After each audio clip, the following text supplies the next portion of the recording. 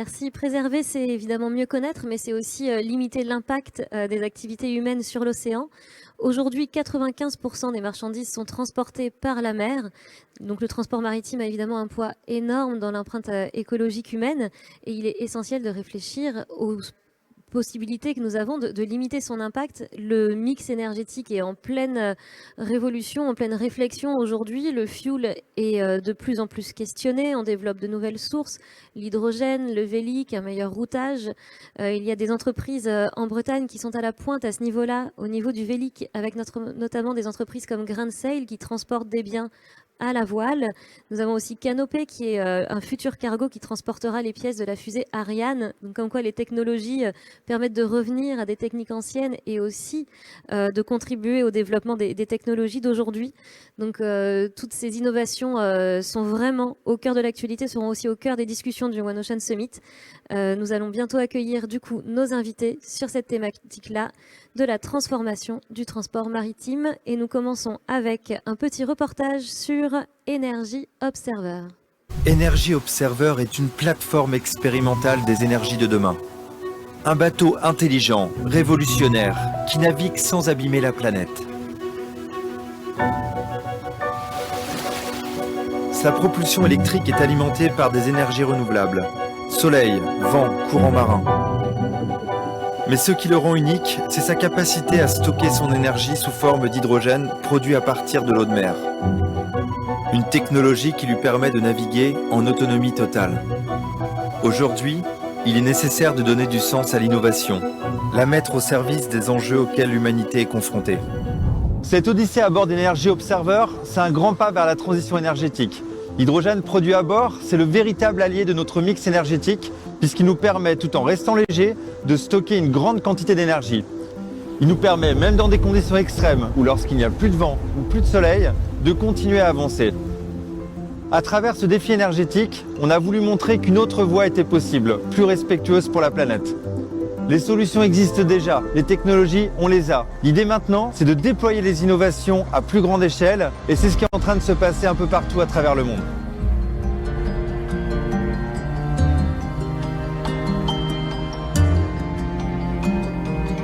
En naviguant sur Energy Observer, on se rend tout de suite compte de son impact positif sur son environnement. C'est zéro bruit, zéro émission, zéro polluant. Et ça, c'est vraiment important pour la préservation des écosystèmes marins. Avec ce bateau, c'est vraiment comme si on se fondait dans le décor. On va véritablement diminuer l'impact qu'on a sur la faune sous-marine.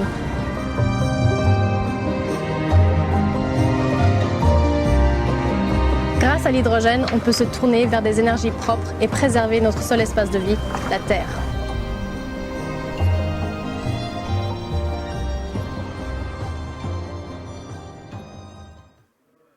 Merci beaucoup. Nous retrouvons Jean Zanutini, président de Neoline. Merci de nous avoir rejoints.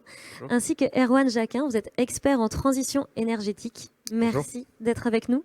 Nous allons peut-être commencer avec vous en tant qu'expert, Erwan Jacquin, sur cette question. On vient de voir un reportage qui présente l'hydrogène.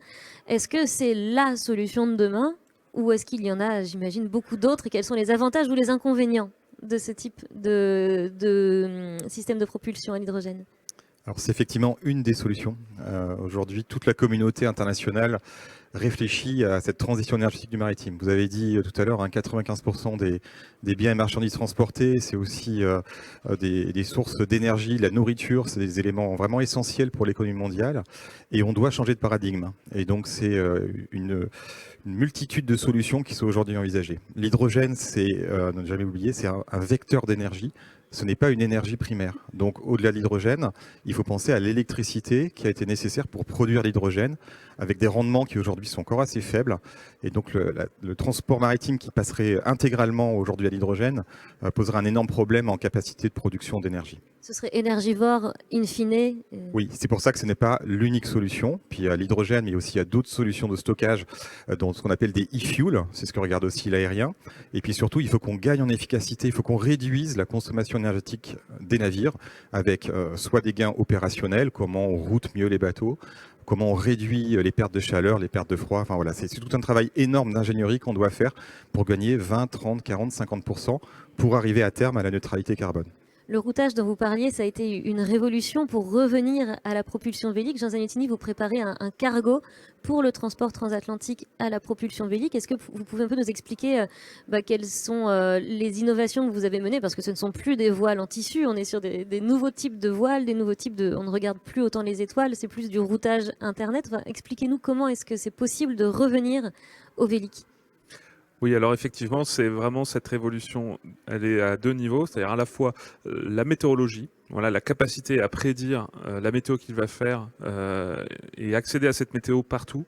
Donc ça, c'est un pas extrêmement important. Et le routage, c'est la capacité à simuler les différentes trajectoires qu'on pourrait suivre et de voir finalement laquelle est la meilleure pour arriver à l'heure au port d'arrivée tout en économisant un maximum de combustible. Et c'est ça qui change par rapport au début du siècle. Après, il y a aussi une question, c'est quels sont les compromis dans la productivité de l'outil qu'on accepte. C'est-à-dire que, comme l'a dit Erwan, il y aura un mix de solutions, mais on a un problème pour remplacer le pétrole parce que le pétrole est une énergie exceptionnellement dense et exceptionnellement facile à utiliser. Du coup, toutes les alternatives ont tendance à être moins denses, moins faciles, et on a tendance du coup à chercher à trouver des choses qui potentiellement posent aussi d'autres problèmes par à côté. Et chaque solution est adaptée à certains types d'usages. Un navire océanographique ne fonctionne pas comme un cargo. Vous, dans votre cas, le transatlantique, on se dit maintenant, on va pouvoir être ponctuel avec du vélique. On peut prendre peut-être un jour ou deux de plus. Ce n'est pas si grave. Donc pour le transport cargo, le vélique semble être une solution assez adaptée, qui ne le serait pas pour autre chose. Alors voilà, c'est surtout adapté dans les transports au long cours. C'est là où on peut en tirer le maximum de profit parce qu'on a la plus de latitude pour router. Et effectivement, il faut savoir quel compromis on arrive à faire sur la vitesse, sur la taille du navire, sur un ensemble de choses et mixer ça avec d'autres technologies, notamment pour terminer le travail puisqu'on aura toujours quand même besoin d'une propulsion pilotable, facilement activable quand on en a besoin. Donc on a encore du travail là-dessus. Maintenant, une fois qu'on a enlevé la brique, donc dans notre cas, c'est 80% de réduction grâce à la réduction de vitesse et à l'usage du vent en titre principal, eh bien la brique qui reste est beaucoup plus facile évidemment à traiter que si on devait tout passer. Oui, ce sont des équations à résoudre et comme on le disait, chaque solution a aussi ses petits inconvénients. On voit aujourd'hui peut-être à Erwan Vaquin, on peut prendre de la hauteur et voir un peu toutes les solutions. Brittany Ferries lance ses ferries au GNL. On a aussi des solutions véliques, des solutions hydrogène. Enfin, comment est-ce qu'on peut trouver l'équation parfaite et pour quels usages ? Alors, l'équation parfaite, elle est résolue depuis longtemps par les architectes navals. C'est leur rôle de trouver des compromis systématiquement entre le besoin d'un armateur et les technologies disponibles. Sauf que là, la solution qui était une solution unique de prendre un moteur diesel avec du fuel lourd, par exemple, ça ne va plus être possible. Et donc, du coup, ça nécessite de réfléchir sur tous les segments, tous les axes. On revoit intégralement la conception des navires. Comme on disait tout à l'heure, la place, le volume d'énergie, en fait, à bord, va être beaucoup plus important. Sur un porte-conteneur, on a 3% aujourd'hui de la place qui est prise par du fuel lourd. Si on devait passer à de l'hydrogène ou de l'ammoniac, qui sont des solutions dont on parle aujourd'hui, on prendrait jusqu'à 15, 20, 30% du volume transporté. Donc vous imaginez aussi l'équation économique derrière à résoudre pour un armateur qui doit transporter moins, avec un carburant qui coûte plus cher, un bateau qui coûte plus cher, et des contraintes aussi technologiques, même sécurité, de sécurité, qui sont beaucoup plus importantes. Donc tout ça s'est remis en cause, donc c'est une époque assez formidable. Et puis l'approche qu'on essaye de porter, c'est une approche aussi un peu science-based, c'est-à-dire qu'on doit faire vraiment la part des choses, et on doit arrêter de croire que les solutions vont tomber toutes seules. Elles sont extrêmement compliquées. Si on a abandonné un certain nombre de solutions, c'est parce qu'il y a des contraintes, et aujourd'hui il faut revenir sur ces contraintes avec un œil un peu neuf. On a des technologies nouvelles, on a des matériaux composites, on a de l'automatisme, on a du système de contrôle, on parlait de routage, on a des calculateurs, de la simulation. Donc on peut revoir tout ce paradigme en fait avec un œil neuf, mais par contre c'est un champ à explorer qui est incroyable. Et vous parliez de sécurité, ça pose aussi évidemment la question des marins, parce qu'on ne va pas naviguer de la même façon sur un navire à propulsion vélique qu'on le fait sur un porte-container au fuel. Est-ce qu'on peut faire un petit aperçu de, par exemple, de votre côté, comment allez-vous former vos marins, les lancer sur cette traversée? Enfin, comment est-ce qu'on forme les gens qui travaillent sur ces bateaux? Alors, les marins, notamment français, sont formés dans les écoles nationales de la marine marchande. Et je dirais que leur métier, il est avant tout lié à la sécurité du navire, à sa capacité à le charger, à sa capacité aussi à le ballaster et à le gérer, à le conduire au sens très large, en fait. Et la navigation, c'est un des aspects. mais ce n'est pas tous les aspects. Du coup, je dirais que 80% en fait du corpus des choses ne changera pas. Maintenant, c'est vrai qu'au lieu d'avoir un moteur diesel, eh bien, nous aurons des mâts, des ailes ou des systèmes, mais on reste quand même sur des systèmes mécaniques avec de l'électricité et de l'hydraulique. Donc, il y a effectivement une évolution, notamment sur la météorologie, notamment sur cette nouvelle enjeu d'à la fois arriver à l'heure en sécurité, mais aussi réduire au maximum la consommation de fuel. Et c'est intéressant parce qu'en fait, ça passionne. Voilà. Et ça, c'est vraiment super. On reçoit beaucoup de lettres de motivation, de candidatures de jeunes et moins jeunes, d'ailleurs, officiers ou matelots qui souhaiteraient naviguer sur ce type de navire pour retrouver quelque part aussi un sens dans leur métier. Oui, en avant d'une navigation avec cette connotation à l'ancienne, peut-être un peu plus, alors qu'elle est très moderne. Ça passionne. J'ai des questions, justement, qui nous sont arrivées. On va rester sur cette question d'équation. Je suis désolée, mais on nous demande de toutes les innovations qui existent pour réduire l'impact du transport maritime sur l'océan. Quelle est la technologie la plus prometteuse ? Je pense que on peut pas répondre, malheureusement, il y a pas de solution. Il y a une solution extrêmement simple, c'est de réduire la vitesse. Hein, on en parle pour la voiture, par exemple. Hein, on voit que pour le particulier, c'est un problème de réduire sa vitesse. Réduire la vitesse pour le maritime, ça veut dire quoi? Ça veut dire réduire les échanges mondiaux. On a vu récemment un bateau bloqué dans le canal de Suez ou des congestions portuaires à cause du Covid ont déréglé l'économie mondiale. Réduire la vitesse des navires aujourd'hui drastiquement, c'est une conséquence vraiment importante sur le transport maritime. Vous le disiez, 95% des échanges. Donc réduire la vitesse est la solution la plus simple, mais qui a des conséquences très fortes. Et tout le reste, c'est des solutions de technologie qui vont dépendre des usages. On peut électrifier un petit bateau portuaire, on ne pourra pas électrifier un porte-conteneur. Porte-conteneur, il faudrait 2 fois le bateau en batterie pour l'électrifier. Et je pense que tu dois avoir d'autres exemples aussi, Jean, qui montrent que c'est extrêmement compliqué et il n'y a pas de solution unique. Et ça dépend des segments d'usage, des technologies, de la sécurité, du coût, etc.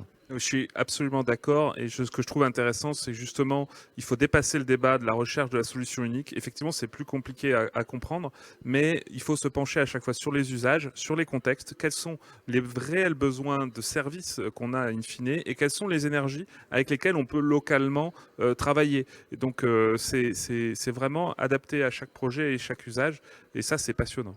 Une question de sobriété et aussi avec les EMR où il y a tous ces projets de se dire que l'énergie produite en mer pourrait produire de l'hydrogène pour in fine alimenter les navires qui sont sur zone. Donc ça, ce serait du local, production locale, après, consommation locale. Ce qui manque souvent, c'est le sens aussi des ordres de grandeur.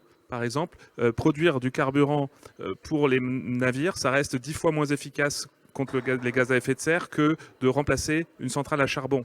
Donc l'usage de l'énergie renouvelable qui sera réalisé à terre va avoir de la concurrence aussi. C'est pour ça que utiliser l'énergie qu'on peut récolter à bord, et parmi elles, il y a le vent en premier lieu, c'est vraiment un chemin très très prometteur pour le transport maritime. J'ai une autre question du public qui nous demande « La France est très en pointe sur le transport vélique. Qu'en est-il des autres pays? Avez-vous connaissance d'initiatives similaires à l'étranger ?» Il est vrai qu'en Bretagne, on a cette filière d'entreprises à Lorient avec beaucoup d'entreprises actives sur toute la chaîne, que ce soit la recherche, les navires déjà prêts. Où en sont les autres pays d'Europe et du monde sur cette question du vélique? Alors effectivement, on a la chance en France d'avoir une vraie filière avec déjà des équipementiers, des armateurs comme nous et réunis au sein de l'association Winship. Mais l'association Winship fait partie d'un réseau international qui s'appelle l'IWSA, International Winship Association, qui réunit 150 entreprises du monde entier. Alors en France, on est en pointe. On est en pointe dans le domaine, mais il y a effectivement des initiatives, notamment en Europe du Nord, en Finlande, avec quelques entreprises qui proposent des choses vraiment intéressantes, quelques-unes aussi également en Asie et aux États-Unis, ça démarre. Est-ce que la particularité de la Bretagne peut aussi être peut-être le phénomène de la course au large qui a infusé dans les nouvelles technologies, parce qu'il y a beaucoup d'investissements sur la course au large, autant sur la question des composites, comment est-ce qu'on fabrique la coque, comment on la design, et ça a un peu infusé et diffusé dans les autres secteurs? Oui, alors complètement sur la partie innovation, c'est clairement, on a parlé aussi du routage, des matériaux composites, ce genre de choses qui ont été vraiment poussées par la course au large ces dernières années. Par contre, il ne faut pas oublier qu'on a un passage à l'échelle à faire et là on parle de produits industriels. Et donc là la course au large est un petit peu moins, on va dire, en pointe sur ces sujets-là puisque c'est vraiment des prototypes ultra performants. Là on doit parler de massification, de baisse des coûts et de production dans des usines de fabrication et donc c'est là où on retrouve des acteurs comme des chantiers, des équipementiers qui vont être capables de produire du coup à grande échelle ces systèmes. Merci beaucoup. Nous aurons eu le temps de répondre aux questions de notre public. Nous allons lancer la 3e table ronde qui est consacrée cette fois à l'exploitation responsable des ressources biologiques marines. Merci beaucoup d'avoir été avec nous. Merci. Et à tout de suite pour cette 3e table ronde.